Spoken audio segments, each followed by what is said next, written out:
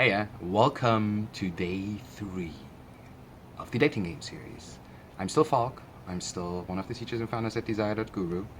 And today we're going to talk a little bit about the other stuff that makes up your letter to Santa, right? So the first thing to look at that's a big chunk actually. It's your needs, wants, and desires. Let me elaborate a little bit on that. We all have them. They are perfectly fine to have them. But what are they? Our needs are the thing that we need in our lives to actually function. I mean, you know the pyramid of needs maybe, right? Food, shelter, sex, whatever, all these kind of things. But then we are adding another person into our lives with, if we're dating or if we're in a relationship. And now we might have needs on that particular person. So for me, for example, a need is, I'm not dating somebody, or this, like, a need also expresses a boundary then.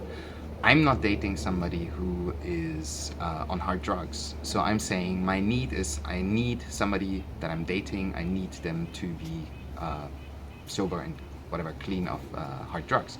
So that is my need. And a need is non-negotiable, where I'm saying this is like hard line, I'm not overstepping that.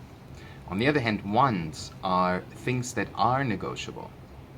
Again, we want something from the other person to meet us somewhere.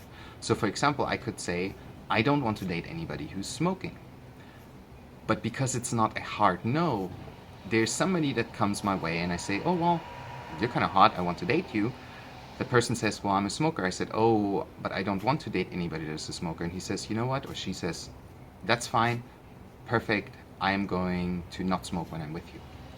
And that's great. You know, now my want is met, but because it's not a hard non-negotiable, I can be okay with that other person just not smoking when they are around me.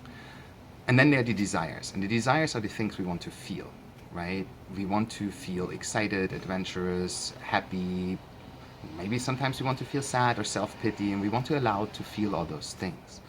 So in the desire part of all of that comes, what do you want to feel? And what do you want to feel with the other person? And how do you want the other person to react to those feelings? You can also put that down or think about it or write it down or whatever you want to do with it. Now, all of these things that we discussed in the first videos, what do you want out of dating, your preferences, your limiting beliefs, and now your needs, wants, and desires, they all tie in. And what I'm suggesting to you is write yourself a Santa letter where you ask, where you tell yourself all these things and where you are okay with them, like you were when you were 3 years old and you wanted to have a rocket ship.